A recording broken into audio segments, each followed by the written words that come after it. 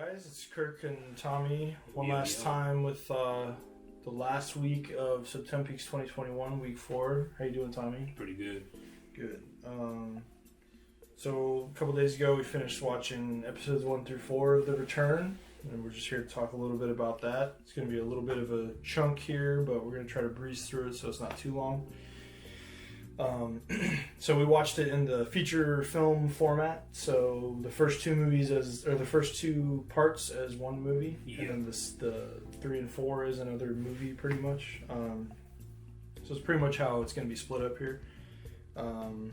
So immediately we open with Nostalgic-gasm. Then we have the Red Room, Cooper, Laura, and the whole meanwhile thing from the end of season 2, and the classic theme with some new visuals, not the same like Bird and the Mill and all that stuff, but some new different stuff to look at. Yeah. But it's still cool, like it's still fitting. Yeah, it still fits it, but for it's sure newer, Yeah. I kind of like how it's more chaotic. It has a more like free-spirited feel to it because The Return is so much more abstract and So then we're in the White Lodge and we have the Giant and Cooper talking. This is where we set up the little scratching sound. You mean Cooper? Cooper. This is where we set up the little scratchy sound. We also set up 430. Yeah. Richard and Linda, and 2 birds with 1 stone. So we set all that up, with this little conversation. Yep. The classic backward speech from the Giant, and then Cooper's talking forward like it always has been. Still very strange, but forward, Yeah, and they got the atmosphere pretty right. They got it a little bit more. I want to say like alienated. Yeah. Like a little bit more like removed. But it's probably just because of the black and white and the sound design and all that. It's weird though. In the 3rd season, and like you feel like, I feel like I'm like, in there more, like in that when they show the Red Room and everything, more immersed into it. Okay. Like, we get Dr. Jacoby and his whole shovel gadget thing. And I don't even think we get the gadget, but we just kind of have like him there, and the shovels are delivered, and it's just like, oh, okay, there's Dr. Jacoby. And I don't know why it lingers on him so long, but it does. We cut to New York City. We have Sam, the new younger character. He's overlooking a cage with some kind of lens in it. It's really weird looking. You can't really tell what it is. Like a glass box, but it looks, and there's like an obvious visual influence from 2001 with HAL and all that. It looks just like HAL 9000. And then we have Tracy, who's a young lady, come visit Sam and supposedly just bringing coffee. And she tries to pass it off as this innocent little visit, and the security guy played by, what's his name? Michael Bisping, UFC champ. Yes, sir. That's Tommy's boy. Michael, please hit up Tommy because he's a big fan. That's my boy. So please, it'd be great to get a reaction from you. But I gotta say, what was the chick's name? Tracy. I can't lie. The first time I watched it, I thought she was on a murder path. Right. I thought she was just a straight spy serial killer chick. But she turned out to not be. I thought she was going to be like a Jason Bourne. Yeah, literally. Chick, yeah, he's the security guy, just outside the room, and he's giving Tracy the death stare the whole time. Yeah. That's what he's supposed to be doing. He's a security guy, so. But then we get Ben Horn at the Great Northern talking to an employee of his. We get wholesome Ben Horn. Yeah, he's still good from when he changed in season 2. Yeah, if we had little toys of each of them from the seasons, the season 2 and 1 Ben Horn. He would have brighter colors. He'd have the cigar, but he'd be looking more evil. Yeah. Oh no, he doesn't. He always has a carrot. Yeah. In season 2, he would have the carrot. He tried the good one. Yeah. Okay, in season 2. Yeah. So it's nice to see that he didn't fall back into his old ways. Not completely, at least. Not completely. Because I don't think really that much at all. I mean, well, no, just as far as I think the only thing he does is the cigar now. Because in 2 he was. Oh yeah, that's true. He does go back to the cigar. You're right. I think in 3 it's he's more rounded out just because as a human being, I think we try to be altruistic, very just But in season 3 it's all right, I'm human. I have these problems, but I work with them. Which is why I call him a little wholesome Ben Horn. Yeah, wholesome Ben Horn. I like that. Yeah. And then we get one of your favorites, Jerry Horn. Yes, sir. You said they should have played the will the real Slim Shady please stand up? Dude, as soon as he walks in, like they should have just like instantly, like. So then we get the insurance guy coming up to Twin Peaks Sheriff's Department talking to Lucy. And he asks about Sheriff Truman, and we're like, oh, okay, like Sheriff Truman must not be there. And then Lucy brings up which Sheriff Truman, so you're like, wait, what? Yeah, Lucy kind of annoyed me in the scene, I can't lie. Yeah, well, you don't understand that there's, like, in this part of the show, you haven't met the new Sheriff Truman. So. It's true, but also, you know, Lucy's a little... It's true, man? What's that? No, I was saying it's true that, like, you don't know that, you got me, you fucking... Sorry, I'm so sorry. No, you're good. I just have to kill you after. I'm like, hey, guys, so it's I'm gonna be weird. hosting myself today. What's up, guys? Tommy. Just Tommy. Took over Lynch Media. How you doing? How you doing? But it's weird that the insurance guy, he's there, and Lucy is saying that one Sheriff Truman is fishing and one of them is sick. So you're like, oh, could it be like health insurance, maybe? Yeah. But it's weird that the insurance guy, he's there, and Lucy is saying that one Sheriff Truman is fishing and one of them is sick. So you're like, oh, could it be like health insurance, maybe? Yeah. You know, but yeah, it's just a weird scene. It has almost no connection to anything. So yeah, I can't lie. To me, I was just paying I don't know attention if it's just one of those Mulholland Drive things where it's just like, okay, this is it. I was just looking at that as like Lucy's intro, to be honest. I was just like, why? Okay. You know what I'm saying? Because she's just doing her Lucy thing. Like, right. It would really make a difference. It's yeah, like, you're right. You know what I'm saying? Right. It's like... You're right. She was chewing the scenery. I'm like, sit the fucking line and get the fuck out of here. Did I mention that we like the Mitchum brothers? Like, so then we have Mr. fucking C. Yeah. And it's pretty awesome. He has a great, like, dramatic intro. It's almost like the death roll or the death drums or whatever. Like, the music that is just really slow motion sounding that's playing as he's entering. So it gives you this feeling metal of dread. Grunge as fuck. Yeah, really abstract, weird sounding like rock music. So like some shit you could walk into the WWE ring to, like some it's lit music. Like whenever you have the subtitles on, I'm always just like, oh yeah, you gotta. So then he approaches this cabin and he doesn't even take the gun from the guy at the door. He just kind of like punches him in the face and the guy falls down. And then he just walks right in. He like palms him in the face. He like it's yeah. And then I think the guy acknowledges him. He's like, "Oh, Otis," and then and then so then we cut back to Sam and Tracy again, which is weird. I forgot that we cut in the middle of that. But Sam and Tracy are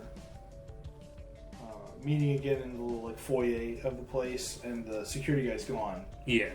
And this is where you were like, "Oh shit, did she kill him?" Like, yeah. I was on her, bro. Like. Yeah. So because the security guy's not there, Sam lets Tracy in. And then they like start getting hot and heavy on the couch or whatever. No, she seduces him. Oh, right. You said it correctly. She seduced that man. I think. No, it was definitely equal. Like he was. Okay, yeah. Because as soon as she said like, I forgot what she said, but he went to the door straight away. Remember, he's like. Yeah. She's like, maybe I can go in. He's like, and cuts like straight to the door. That's like, true. Yeah, he definitely wanted her to go in. Yeah. I was just kidding for sure. Women are the problem. Is that what you're saying? Women are evil. But yeah, so then they're killed by this dark, ominous force that exudes from the weird like lens box thing. Yeah. And they're like, there's obviously all kinds of different theories as to what this is, but we pretty much agreed it's Judy. We're pretty sure. Yeah. I don't even think they know. Well, yeah. Yeah, you haven't really seen Judy yet, but Judy, if we haven't really gotten into it, it was established pretty much in Fire Walk with Me. Whenever the monkey said Judy, David Bowie was talking about, we're not going to talk about Judy. People before David Lynch introduced Judy in Part 8, people theorized that always meant Garland Briggs, Major Briggs, because Judy Garland.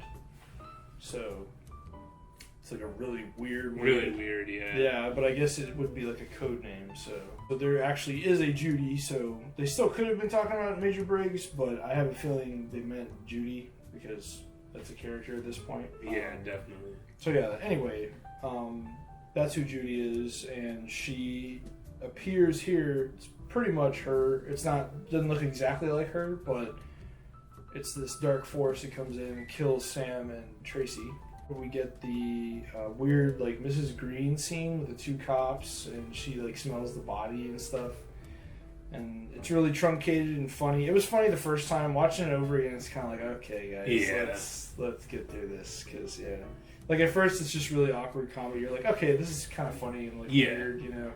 But yeah, and it is very season 3. Like those scenes are very like season 3. I don't know. It's just strange. It must mean something. It has to, yeah. He's like, you know what kind of trees those are, Justin? I'm like, no. He's like, those are fucking sycamores. 12 rainbow trout. Hank, the maintenance guy, who is like super suspicious and acting really like jittery and weird. And then we're finally introduced to Major Briggs' corpse and the lady's head, Ruth Davenport. And so we don't know any of that yet, but that's who they, like, we find out who they are. Yeah. So then we cut to Log Lady and Hawk, and Log Lady's prophesying to Hawk and telling him that something is missing, and Hawk has to find it. And the way he will find it has something to do with Agent Cooper and his heritage. And then she's like, not to be racist or anything. She's like, not that I think we're all the same. He's like, Log Lady. He's like, it's Lady, okay. It's all right. He gives her the little nod. The nod. The nod. That's it, Jay. Prints from the room where they found the body and the head are confirmed as local teacher Bill Hastings, and we're introduced to Matthew Lillard's character, Bill Hastings, who Tommy and I'm sorry, Matthew Lillard. He probably hates this one. He does. He actually does. No, he does. I'm so sorry, Matthew, but who we know from the Scream movies and Scooby-Doo. We'll put the Scream movies just so it's we know from the Scream movies and Scooby-Doo. He's a really good actor. He actually is a really good actor. Yeah. It sucks that he gets typecast as like the stoner, like funny guy, because he can play so much more than that. Like he plays a school teacher like in a weird situation really well in this. Yeah. And he telegraphs some really deep emotion, I think. I think he's really good. And then Hawk has Lucy and Andy sort out the files on the table. And the next day he'll bring the coffee and donuts and they'll go through it all. So then we get back to Bill Hastings, and his friend, who's a detective, asks him about Ruth Davenport, asks to account for some time recently, and says he is being kept in investigation for the murder of Ruth Davenport, and this is where Bill Hastings like loses it. And I gotta say, the whole scene when they first catch him, like I didn't think he did it at first until they're like asking him questions and he starts looking at the mirrored window, and it's like, oh man. Yeah. But yeah, he up until that point when he starts getting all sketch, he plays that he didn't kill her like really good. Yeah, like sure. I honestly thought they had gotten the wrong guy. So for sure. Gotta put that in there. Yeah, you know, I think you believe that even after they keep him. You're just like, damn, dude. Like, yeah. I don't think this guy did it. You know? Well, just because I think at that point it's like you think Bob did it, but then you start thinking real world, and it's like you can't fucking tell, you know, a courtroom that like, oh, there's a my demon prints are all inside over of me. it. Yeah. Well, and yeah, that too. Yeah. You know what I mean? The whole like real aspect of what's going on. Yeah. The detectives search Hastings' trunk of his car, and they find a bunch of different stuff, but they find a piece of a dog. Yeah. And one of the detectives goes woof. And then Bill's wife tells him that he's terrible and that she's known about his affair with Ruth Davenport. He reciprocates that and tells her that he's known about an affair with at least 2 other guys. Remember? He tells her, he's like, he finds out about the lawyer. Oh, yeah, and then he knows that Bob, he's like, and someone else too, I'm pretty sure. And it's Bob, like we find out. So, yeah. So then we see, after she leaves, they have this really terrible, like, last little few words together, and then she leaves. And then we... More than a little terrible. It was awful. Yeah, it was awful. We then see a woodsman in the jail cell, like, 2 cells away from Bill. Yeah. He's just kind of looking off into the distance, and then he just, like, floats up and disappears. It's like he disappears and then like his face is still there and then like that kind of like floats. It was like weird. It was a weird scene. Mr. C, I put here he caps Phyllis, and then he. I think caps is the perfect phrase to use.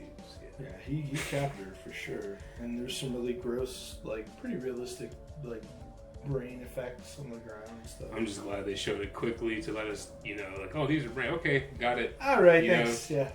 Don't need to go Cronenberg on me. And then we get Duncan Todd, who is the man from Pinkies or Winkies from Mulholland Drive. Remember the guy who's like, I always have that dream. Ah, yeah. He's that guy. Yeah, it's the same actor.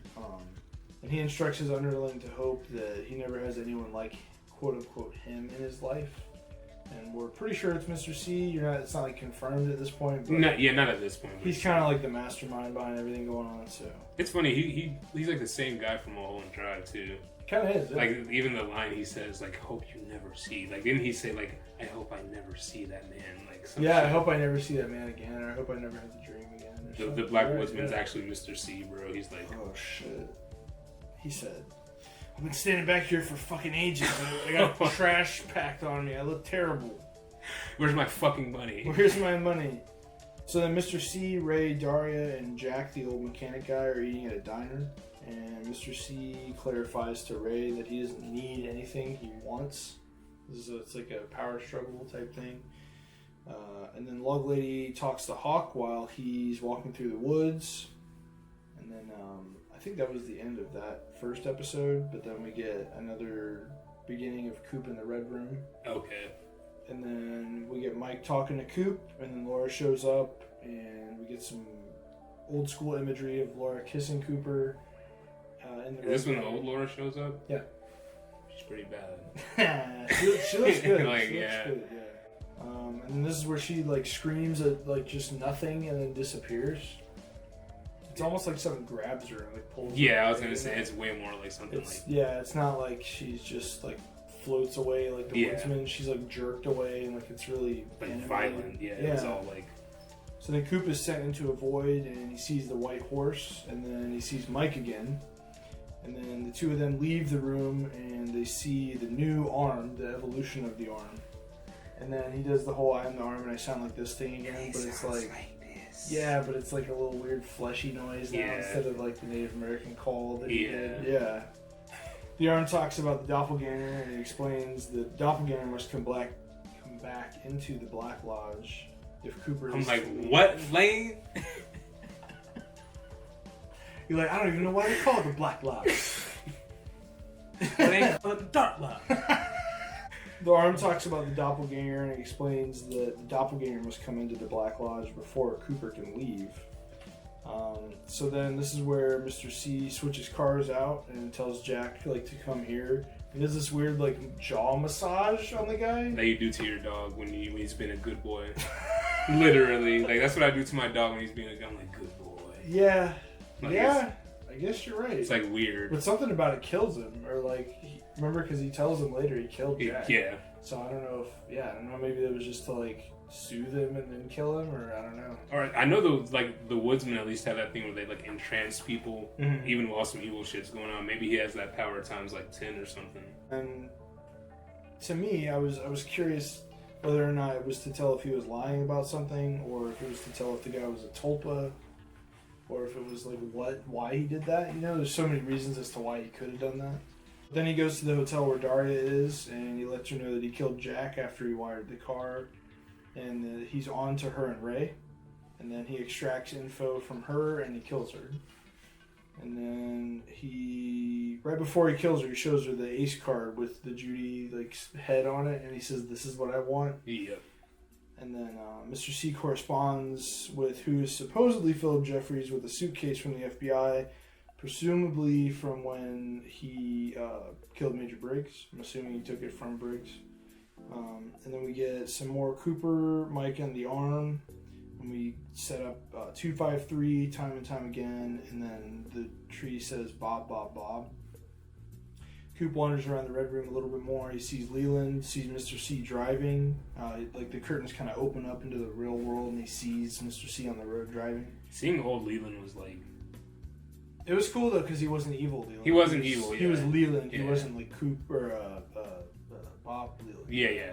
Yeah. Then the Arm's doppelganger shows up and shouts non-existent at Cooper. Yeah. And it's crazy that like the Arm has a doppelganger. Like he's like a sickly looking Arm. Yeah, it was like they show like yellow flashes of him or something. Mm-hmm. It was like Yeah, and he had like a green tinge to him. Yeah. non-existent. But then this shifts like the little chevron in the floor around, and then this sends Coop into another void, and it teleports him into the box thing that Sam and Tracy were looking at. Then he's sent in this really weird, like artsy stop motion sequence to a bleached out, like shaky void. And then Sarah Palmer is sitting at home, drinking and smoking, watching lions eat a water buffalo. Yeah. And then Finding comfort in. Yeah, that's right. We talked about, she was finding comfort in the suffering and, like, the fact that another soul was, like, feeling despair like she was. It's really, like, deep and really depressing, honestly. You're getting that in Avengers. Yikes. I am Iron Man. But, For the Last Time song at the Bang Bang Bar to close out the first 2 episodes was really nice. Yeah. And James and Freddie show up, and we see Shelly and some other like women her age just talking about Shelly's daughter. And then Shelly says James has always been cool, and then she makes this sly little smirk at a dark, handsome gentleman at the bar. And that's pretty much it.